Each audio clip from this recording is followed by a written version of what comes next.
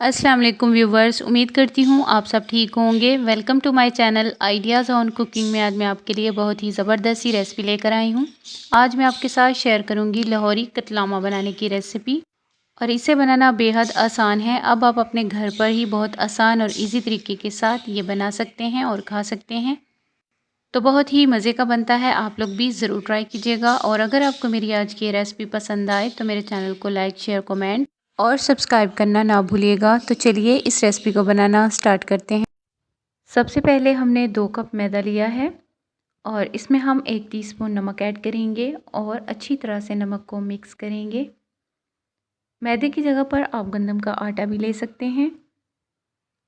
और नमक को अच्छी तरह से मिक्स करने के बाद अब हम इसमें पानी मिलाएंगे। थोड़ा थोड़ा करके हमने इसमें पानी मिलाना है, नॉर्मल पानी है। और इसे हम अच्छी तरह से आटे को मिक्स करेंगे और मिक्स करके अच्छी तरह से हमने इस आटे को गूंद देना है। जैसा कि आम रूटीन में हम आटा गूंदते हैं उसी तरह से हम आटा गूंदेंगे। तो देखिए 5 से 6 मिनट आटे को मैंने गूंद लिया और इसके बाद इसे हमने कवर करके इस तरह से हल्का हल्का ऊपर ऑयल लगा कर रख देना है 10 मिनट के लिए। और इधर हमने 2 कप बेसन लिया है और 1 टीस्पून हमने इसमें पिसी हुई लाल मिर्चें ऐड की हैं और 1 टीस्पून ही हम इसमें नमक ऐड करेंगे। और इसके बाद हाफ़ टी स्पून हम इधर हल्दी पाउडर ऐड करेंगे और हाफ़ टी स्पून ही इसमें हम ज़ीरा पाउडर ऐड करेंगे। और इसके बाद 1 टीस्पून अजवाइन डालेंगे और हाफ़ टी स्पून इसमें पिसी हुई काली मिर्चें ऐड करेंगे और 1 टेबलस्पून पिसा हुआ खुश्क धनिया ऐड करेंगे। और इसके बाद half teaspoon chilli flakes add करेंगे और इसके बाद हम इसमें ऐड करेंगे yellow food colour half teaspoon. और इन चीज़ों को अच्छी तरह से मिक्स कर लेंगे। सारी चीज़ों को अच्छी तरह से मिक्स करने के बाद अब हम इसमें थोड़ा थोड़ा करके पानी मिलाएंगे और अच्छी तरह से इसे हमने मिक्स कर लेना है।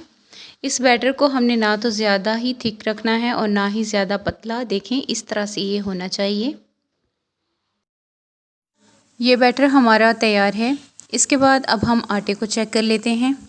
आटे को रखे हुए 10 मिनट हो गए हैं और आटा अच्छी तरह से सेट हो गया है। अब हम इसे बॉल से निकालेंगे और इस तरह से करके इसकी हमने कटिंग कर लेनी है। और इसके बाद हम इससे पेड़े बना लेंगे। देखिए इसी तरह करके हमने ये सारे पेड़े बना लेने हैं। जैसे हमने ये एक पेड़ा बनाया है तो ये सारे पेड़े भी हमने सेम इसी तरह से बना लिए हैं। बाकियों को हम साइड पर रख लेंगे और एक पेड़े को हम बेल लेंगे। पहले हाथों के साथ इस तरह से कर लेंगे, हल्का हल्का सा ऑयल लगाकर। तो बिल्कुल पतली सी हमने इसे एक रोटी बेलनी है, बड़ी सी।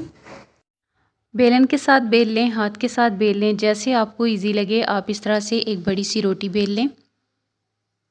तो देखिए इसी तरह करके हमने एक बड़ी सी रोटी बेल ली है। और इसके बाद ये जो हमने बेसन मिक्स करके रखा था ये इसके ऊपर अच्छी तरह से लगाएंगे। और इसके बाद हम इसके ऊपर मूंग की दाल लगाएंगे। इसे मैंने 1 घंटा पहले भिगो के रखा हुआ था और ये नरम हो गई है। और साथ ही हमने साबुत खुश्क धनिया ऊपर डालना है और थोड़ा सा अनारदाना, और इसे डालेंगे और अच्छी तरह से इस तरह से हाथ के साथ हम इन्हें चिपका देंगे। आप इधर मूंग की दाल छिलके वाली भी यूज़ कर सकते हैं, लेकिन हमने छिलके के बगैर वाली यूज़ की है। और अब हम इसे उठाएंगे और इसे हम फ्राई करेंगे। घी में कर लें, ऑयल में कर लें, जैसे आपको इजी लगे। तो मैं इसे ऑयल में फ्राई कर रही हूँ। देखें इस तरह से इसे ऑयल में डालने के बाद इस तरह हल्का हल्का चम्मच के साथ ऊपर से भी ऐसे दबाएंगे ताकि ये कच्चा ना रहे। तो एक साइड से इसे पकाने के बाद अब हम इस तरह से एक बार इसकी दूसरी साइड से भी इसे पकाएंगे।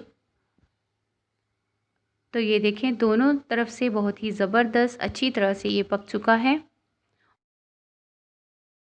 और अब हम इसे हटा लेंगे और ऑयल को अच्छी तरह से हमने इससे निकाल लेना है, ऐसे निचोड़ लेना है। इसी तरह करके हमने ये सारे कतलामे बना लेने हैं। तो देखिए बहुत ही ज़बरदस्त बिल्कुल बाज़ार जैसे कतलामे बनकर तैयार हुए हैं।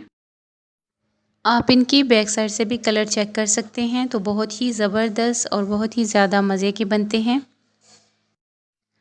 देखें, एक को मैं आपको इस तरह से रोल कर भी दिखाऊं। देखें कितने सॉफ्ट बने हैं और बहुत ही मज़े के लगते हैं जब आप इनको बनाकर खाएंगे तो